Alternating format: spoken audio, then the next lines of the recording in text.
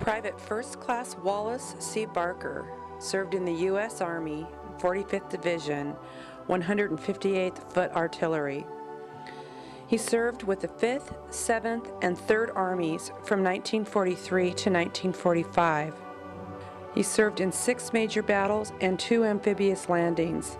As a cannoneer with the 45th Division, A Battery, 158th Foot Artillery, attached to the 157th Regiment Combat Team.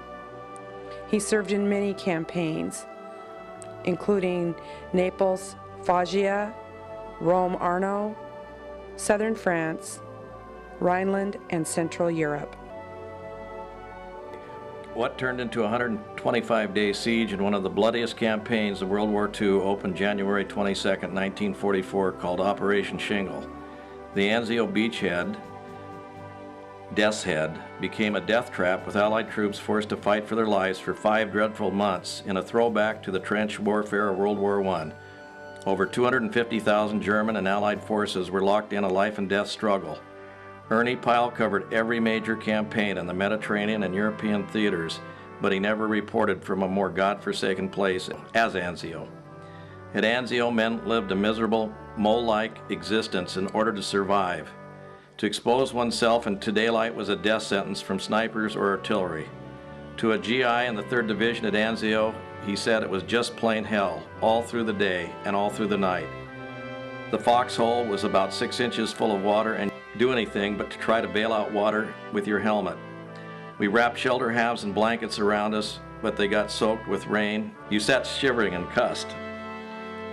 The Germans threw in a lot of artillery and mortars. The last thing you could do was pull in your head and pray.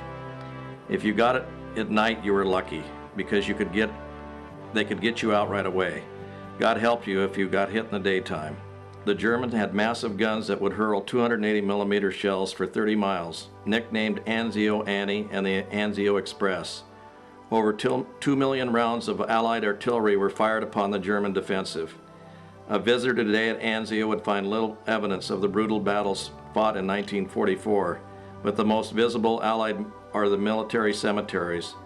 The British cemetery is outside Anzio, while American cemetery is at Nettuno. Here is the final resting place of some 2,300 British and some 7,862 Americans. A marble memorial commemorates over 3,000 Americans missing in action who were never found.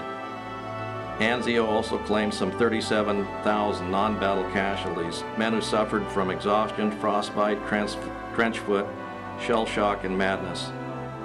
What made Anzio so different from other campaigns for the Allied soldiers who fought there was that it was a place where everyone was exposed to death, where the usual distinctions between frontline and rear area support troops simply didn't exist.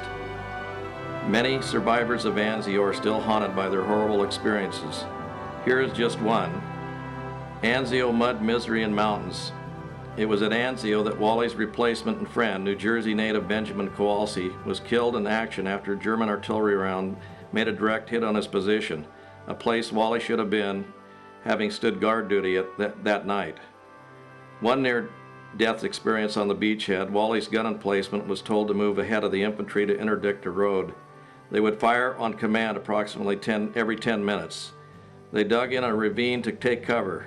They soon were spotted by Germans. Artillery began landing all around them, the shells lasting into darkness. At approximately 3 a.m., German artillery flares exploded directly above their position. A German Heinkel bomber spotted them and unleashed their bombs. With explosions all around them, they took cover. As Wally was returning to jump into the nearest foxhole, a 500-pound high-explosive bomb landed 40 yards from his position.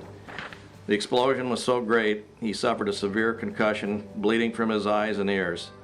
The wound would be with him his entire life, causing him hearing loss. We got closer yet, you could hear occasional explosions and so forth, but we were in a position in the mountains, and I could look down and see on the side of a building that the town was Venafro in Italy. Has had Venafro since, I forget the date, but it was 1700 something, I think. But I have a very vivid remember of that building.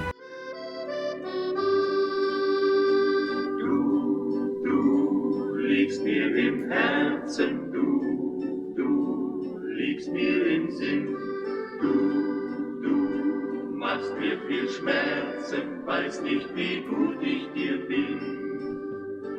Ja, ja, ja, ja, weiß nicht, wie gut ich dir bin.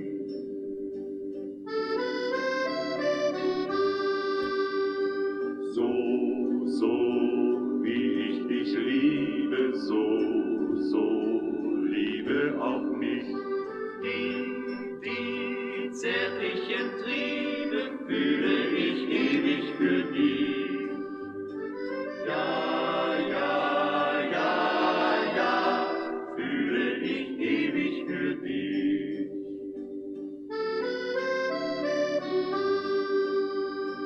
Doch, darf ich dir trauen, dir mit leichtem Sinn.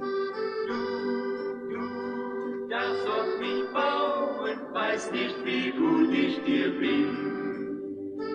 Ja, ja, ja, ja, weiß nicht, wie gut ich dir bin.